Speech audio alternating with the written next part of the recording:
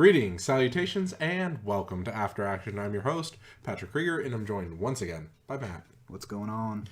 Tonight we watched my very first Arnold Schwarzenegger film, Jingle All the Way. That's a crying shame. So, Matt, watch, don't watch. As I've said with every Arnold Schwarzenegger movie, We've not done that yet.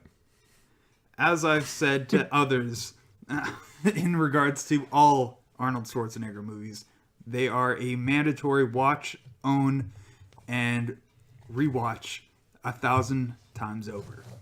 This one is no exception. Yeah, I actually had to buy this movie today because I wanted to test that out on YouTube. You could rent it for $5 or you could own it for $9. There you go. So I'm like, literally if I watch it twice, it's paid for. The second part is paid for. Mm-hmm. So I was kind of hoping, based on your recommendation, that this would be something I'd watch in the future. All that bear in mind, this is definitely a watch. Mm-hmm. This is one of the best films I've seen in quite a while. Yeah, it is. It's a great Christmas movie. It covers all the basics, and it's fun, and it's got Arnold in it. The best actor of all time. All right, so let's talk about a few stats on this film. This is by far the most popular film we've ever watched, I'm sure. It's got a 5 out of 5 on IMDb. Heck yeah. It's got a 16% on Rotten Tomatoes. I don't understand that. But it's got a 91% on Google Movies, whatever that is. Whatever those, yeah, whatever. Came out in 1996, November 16th. Pretty perfect, pretty poignant. Yeah. Workaholic Howard Langston wants to make things up to his son, Jamie, and his wife, Liz. He promises to get Jamie the hottest toy of the season, Turbo Man, even though it's Christmas Eve and the toy is practically sold out. As Langston hunts down the elusive gifts, he runs into a mailman, Myron, and another father on the same quest. With the clock winding down, Langston's moral code is tested as he starts to learn the true meaning of Christmas. I think that's a staple of Christmas films, that you have to learn the true meaning of Christmas. Exactly. So let's get into this. Let's get right into it, as they say. This was fun. Oh yeah, by far. I mean, any Arnold Schwarzenegger movie is fun. Predator? Very fun. Commando? Insanely fun. Kindergarten Cop? It's fun. Okay. I've never seen any of these films. Oh my lord. Expendables? You know what? I have seen one film with Schwarzenegger in it. What? Terminator Retribution? Terminator Second Cause? I stopped after, the ones that he was in, primarily. The one where it's in the future. I don't know. I watched the first, 3, and then I was over it. I think it was the fourth one. I think that's the only other Schwarzenegger film I've ever seen. Okay. And he's, only in it for a moment as a cameo. Yeah. They bring back the original T-100 or whatever he is. Yeah, for a moment. This film, however, was my first true Schwarzenegger experience. And my God, is that man a lovable goofball. Yeah, he's the best. He's hilarious. He is an American icon. As someone who's quite proudly German, I cannot take this man seriously with his thick Austrian accent. Yeah. I don't mean Germans find Austrian accents funny. I mean I just can't take him seriously with that accent. It's not something he's kicked over the years. Is this something he does in Predator and Commando? He has this thick accent? Is it explained away? No. It's just that's just his accent, and they understand him. It just makes me think of, there's an episode or a behind the scenes thing from one of the Terminator movies where they're showing the development of the Terminator, right? And so there's this guy, the best person in the U.S. Army, and he speaks like with this thick, I want to say like Southern accent, Yeah. and it's Schwarzenegger. And then someone says like, "Hey man, this guy's great and all. You got to do something about the voice." And there's this little scrawny guy with a notepad, and he goes, "I'll see what I can do," in Schwarzenegger's voice. I love that. But anyway, so the basic premise to the film is our leading man, Schwarzenegger, Yep. has been a complete and total jerk to his kid. Not a complete and total jerk. He loves his kid. He's super, like, he tries, but it's just, he's wrapped up in work. He's, like you said, a workaholic, and he's, forgets, to allocate enough time to get to his son's, like, karate events or whatever, sports events on time, so he often misses those things due to work. I mean, it's not like he's, like, off drinking or anything. No, nor does he, like, he's not mean to his kid. No. It's just he puts work over his family because, I mean, that's what he sees as important. He's got to be able to provide. And I would agree with that. But there is that fine line of, being a part of the family. It's a balancing act. Mm-hmm. Yeah, are you working to work or are you working for the family? Yeah. And that's a balancing act. And that was a balancing act that was particularly poignant in the 90s. Yeah. So he tries to make it up to his kid by finding this toy. Mm-hmm. And I want to talk with you about the concept of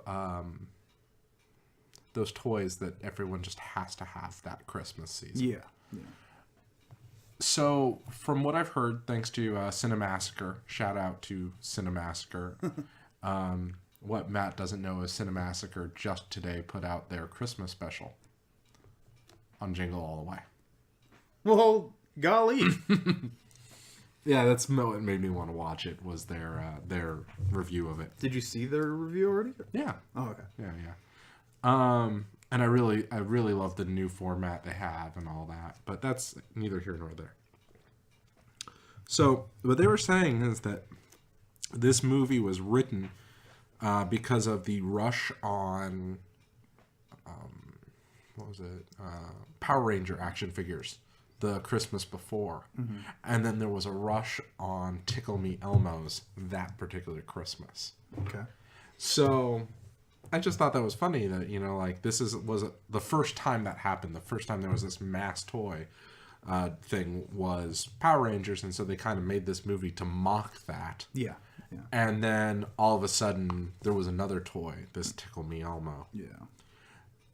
Now, did you ever have a toy like that like your parents just had to go out and get? No, I never really watched. I mean, I watched that stuff, right? The Power Rangers and whatnot, but like what I was interested in was like skateboards, or like there wasn't really anything to like. I was like, oh, I need to have that. I don't know. I never really wanted anything, because I was just like, I don't know. I wasn't really into it. Yeah, I honestly can't think of anything that I was like, Mom, Dad, I need this. You need to get, maybe a gaming console or something, or a new computer game or something like that. But or a newer computer or whatever. But early on, no, I never requested any like action figures or anything like that. I remember distinctly one Christmas, the big thing was the Furby. Now, for those of you who don't remember, or didn't know, or weren't around, or whatever, the Furby was a little animatronic plush toy that you could interact with. Yeah, creepy. And it supposedly learned from you. Yeah, creepy.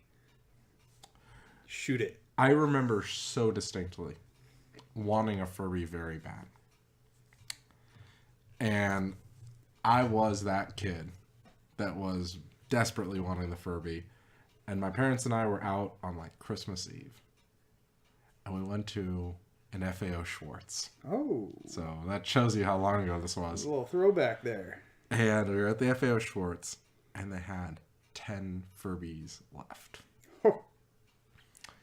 And they said, sorry. Now, mind you, Furbies were like $25-$40. That's what they started at, because well, they were pretty advanced for their time. They were, an advanced little electronic thing.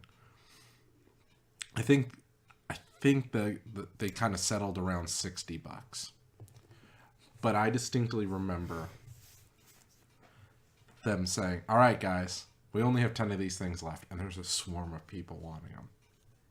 Just like in the movie. Just like in the movie. Like this like had flashbacks to me, and they said, "Okay, the first people to grab these things, and who are willing to pay like $150, $160, oh my gosh, can have one." This is the movie. And so like 2/3 of the people left instantly. A couple of them were just grabbed instantly. And then there was this like maybe about 15, 20 pairs of people debating, like, do we actually spend $150 on this toy or whatever? Yeah.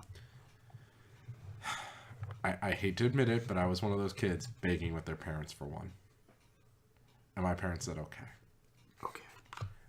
And so they bought me the Furby. And brought it home, and they said, well, you're going to have to wait till Christmas for it, because, it was Christmas Eve and all that. Yeah. And the next morning, under the tree, there was that Furby. And 2 others. Oh! My parents had already gone out and gotten 2 Furbies. And who knows what they paid for them or anything like that, but I remember talking to my mom about this, a few years later, and she was like, yeah, what the hell were we going to do? Ruin your Christmas Eve? Yeah. Even though we already had the thing, for you. Now, what I don't even think my parents realize about this, and this is a little thing that I haven't told anyone. The Furby that I got at that FAO Shorts was the one I wanted. Oh, okay. The ones they got me, they were cool and all, but they weren't the one I wanted. Well, good thing. Yeah, and I still find that funny. And actually, we, to this day, we get that Furby out every year. Well, there you go. We don't put batteries or anything. It just goes up on top of the piano.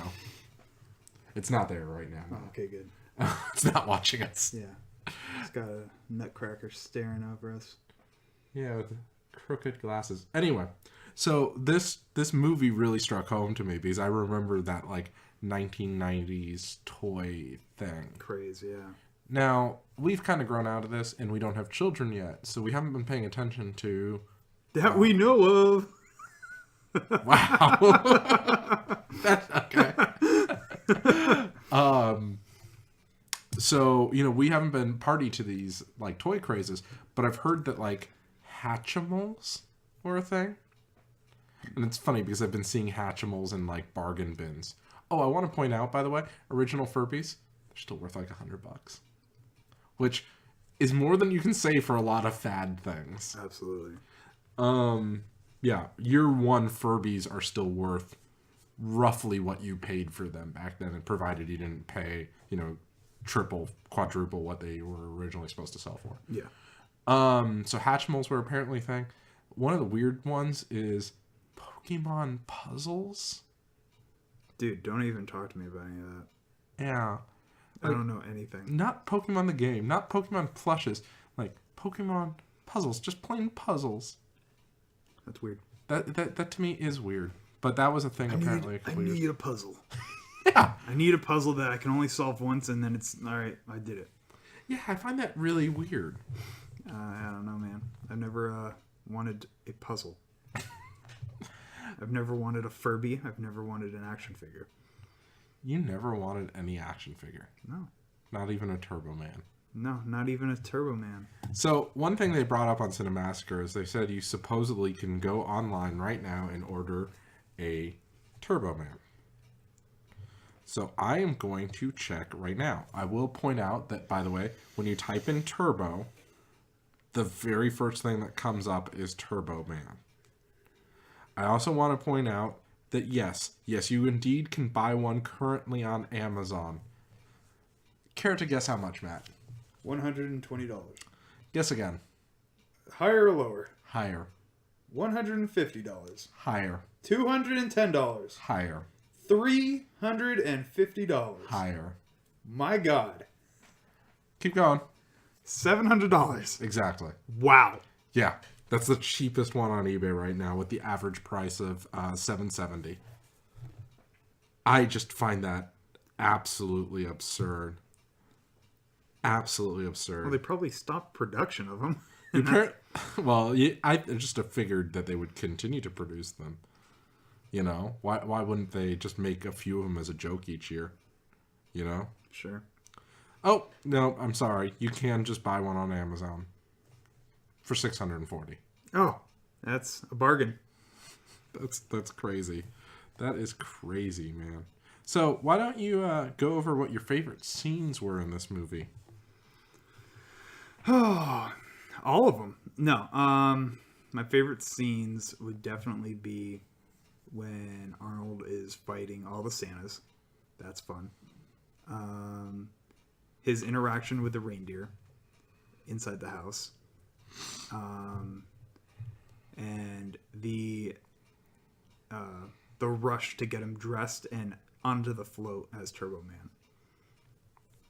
Those are my favorite. Definitely the rush to get him dressed. That was actually really definitely up there. And then they had that actor, I forgot his name, but the one that was in the booster costume. He's a famous actor. And I like him. He's funny. Everything. Sinbad. No, not Sinbad. The one in Booster. Oh, yeah. I like how I remembered the name of the pink saber-toothed tiger. Yeah. I just want to point out, by the way, the Furby that I wanted as a kid, the $150 Furby, you can buy right now on Amazon for $80. The Furby that was underneath the Christmas tree that I did like, by the way, but wasn't as cool as the Furby I wanted, $730. What? Apparently they didn't sell as well. So you mentioned something kind of cool about Arnold's choice of vehicle in this movie. Yeah. Yeah, why don't you tell us a little bit about this? Well, in a couple of Arnold's films, he is seen driving a 90s Chevrolet Suburban, or GMC Suburban. And it comes up in multiple films. I forgot the name of the one where he's like an FBI agent interviewing his wife or something because he thinks she's, God, I forgot the plot of it, but he's like an FBI agent,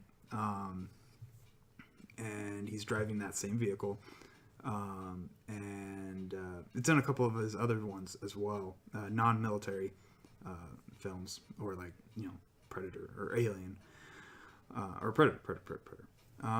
So I know that's pretty cool, and I like it because it's a slightly lifted, like an inch or two, with all-terrain tires as opposed to normal street tires.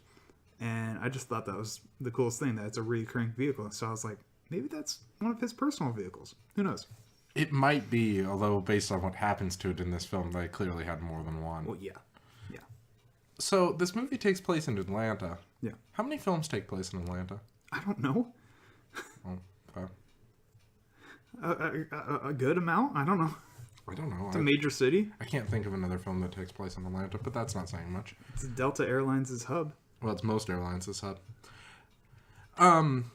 It actually used to be, and I think it still was last year, the world's most traveled airport was Atlanta. I think you said something about that. Yeah, I know it for sure was until recently, but I heard rumors there's one in China that's now more traveled.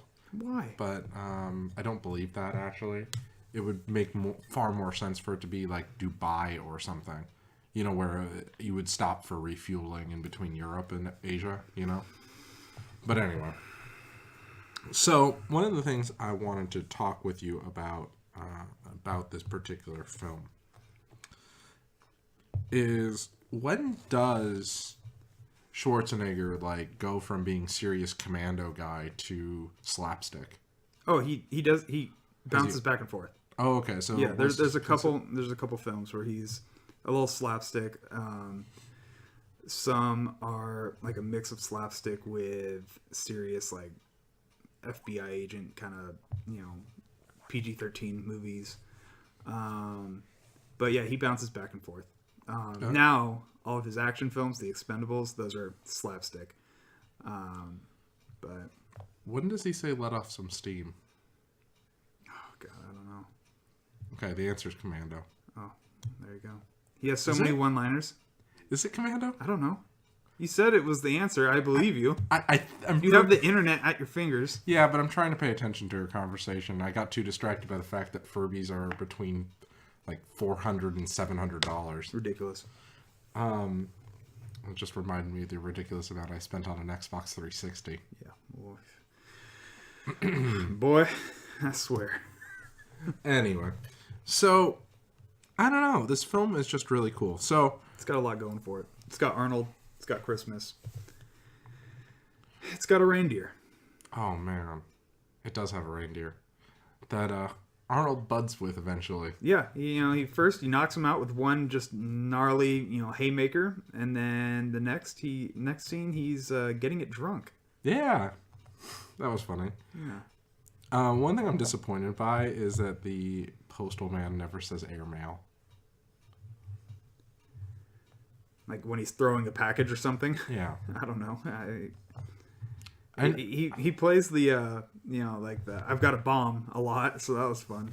oh yeah, so that was one thing that was kind of funny. So the way Cinemassacre did their review of this film, they talked about the bomb, and what I didn't understand from their review, I think their review really relied on you having seen it before. Okay. What I didn't understand is I thought there was going to be a whole subplot about some guy sending bombs in the mail. Oh yeah, no. Because like they say like, oh, they showed this way Cinemassacre did it is they show the bomb exploding in the guy's face, and they talk about how cartoonish that is. And then later on they say that the mailman's threatening a guy with a bomb because he heard about it in the news, but then it turns out to be a real bomb. Yeah. And so I was confused by that because I'm like, wait, what? And then in the film it makes so much more sense. Yeah. That the guy is just pretending it's a bomb, and then he pretends another package is a bomb, but then that package just happenstance really is a bomb. Yeah. That was unexpected and very funny. Yes, I enjoyed that. I also enjoyed what I would call pre 9/11, like I don't know, natural. I don't know, like just fun stuff you could do before, people decided to ruin the party, as it were. Yeah. People hate, 90s kids for saying, oh, the 90s were better. And I'm not saying the 90s were better than anything. Because the 80s were. Ooh, snap. Yes. But the 90s were better than today. Oh, without a doubt. I love the 80s. That was the best decade. Not of my life, because I missed it. Thanks, parents. But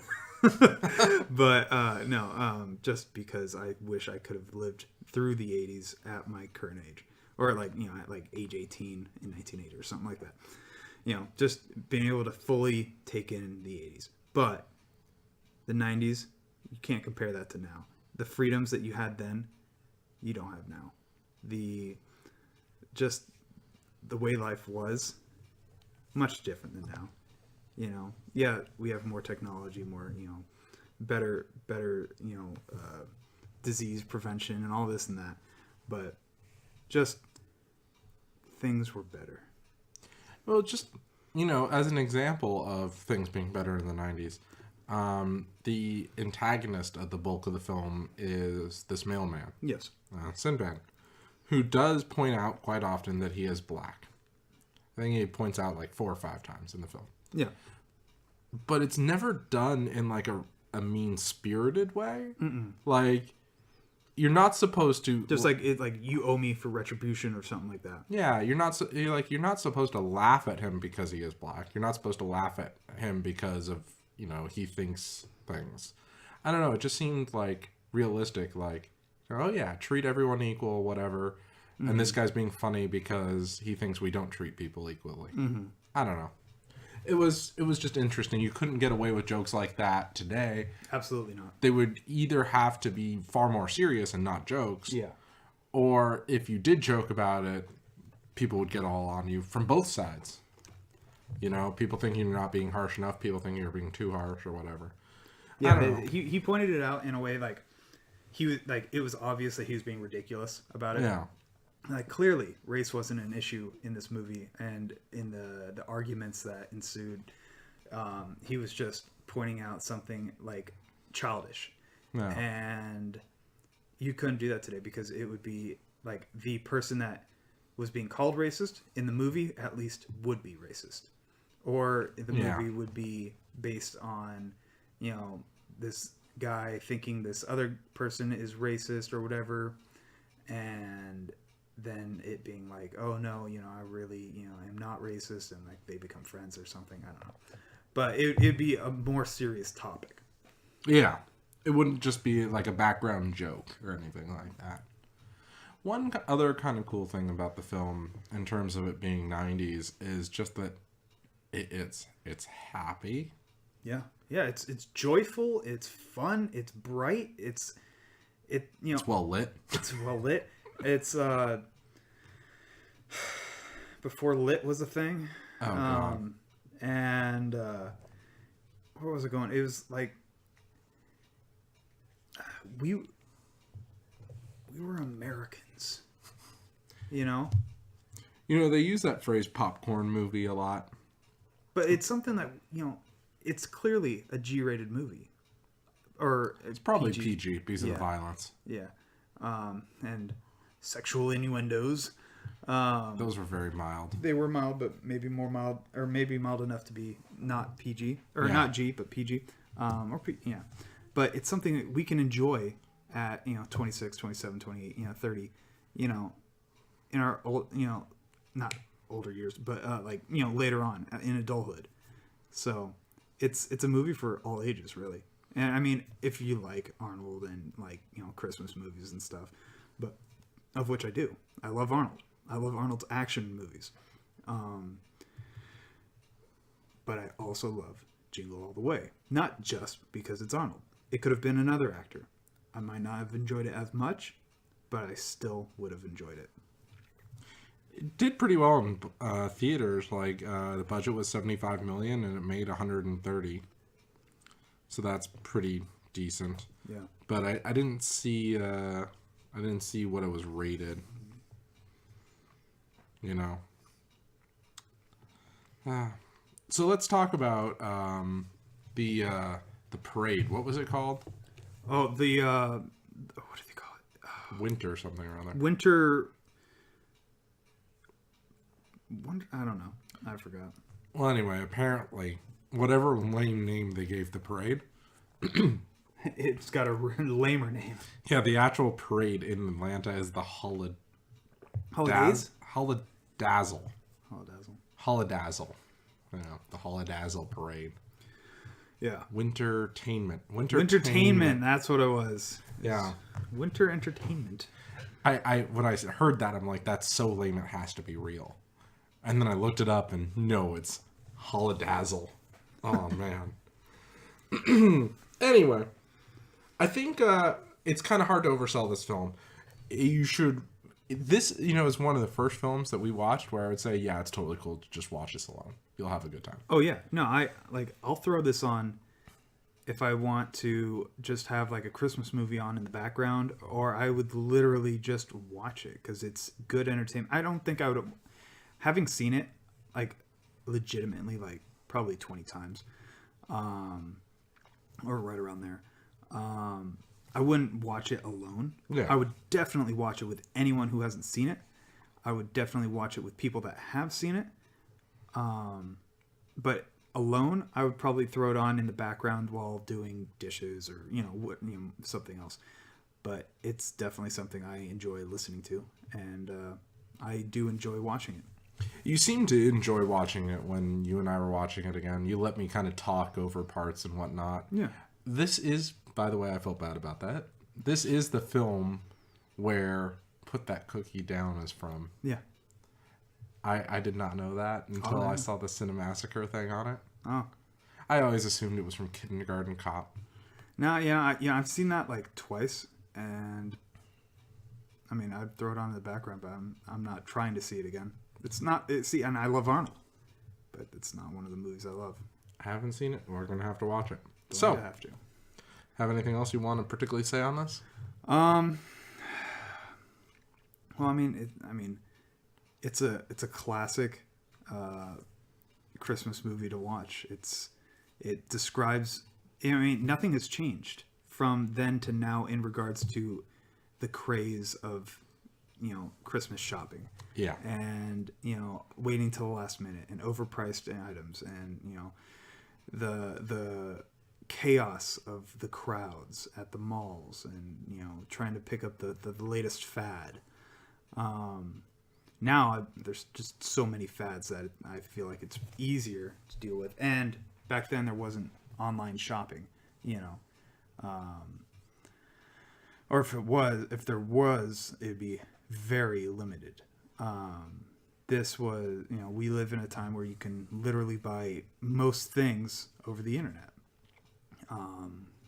You could even get a Furby from 1998. You can time travel and get a Furby from 1998. For what? I don't know. Maybe planking, but, you can. Yeah. I wouldn't waste 22 on it. No, I'm going straight to heavy caliber. For a moment there, I thought you said planking, and so I was just imagine someone planking with the Furby on them. Yeah, planking. Yeah. No, Furbies. No, but it is a great movie to watch. Safe for kids. It's safe for work. It's safe for anything. It's a great movie. Indeed. So, I wholeheartedly concur with Matt's opinion. And until next time, dear listener, see you out there.